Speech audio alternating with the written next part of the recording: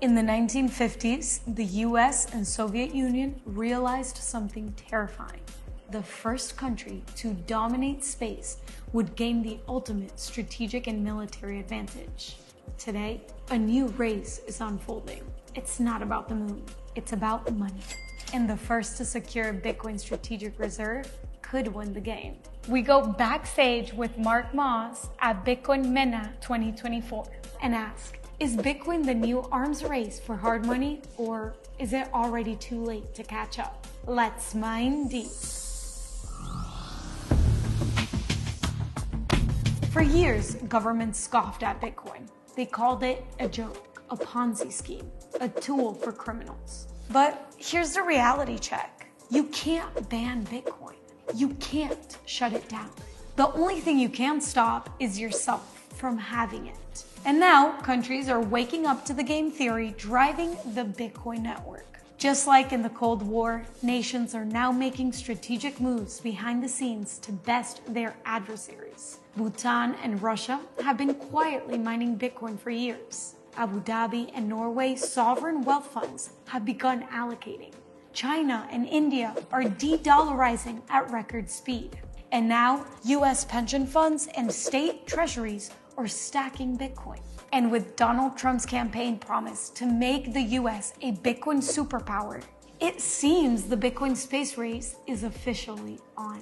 People like Michael Saylor saw the writing on the walls years ago, using Bitcoin as a strategic asset to save his company from drifting into irrelevancy.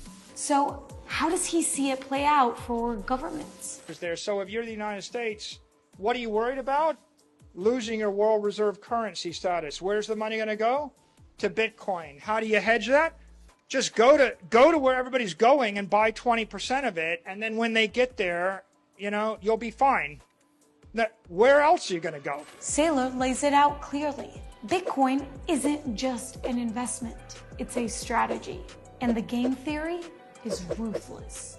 Until recently, only small nations have been stacking sats. Bhutan is mining, El Salvador made it legal tender, but the real game changer? A major world power making Bitcoin a strategic reserve asset. If the US moves first, it sets the blueprint for nation-state Bitcoin adoption and integrates it into the existing economic order. But if an adversary moves first, say China, Russia, or a coalition of BRICS nations, the US loses a key card in this monetary arms race. So why should you care? Because history doesn't remember who had the most satellites or trips to space. It remembers who set foot on the moon first. I know some small fraction of you might not believe the last part ever happened, but bear with me for the sake of this analogy.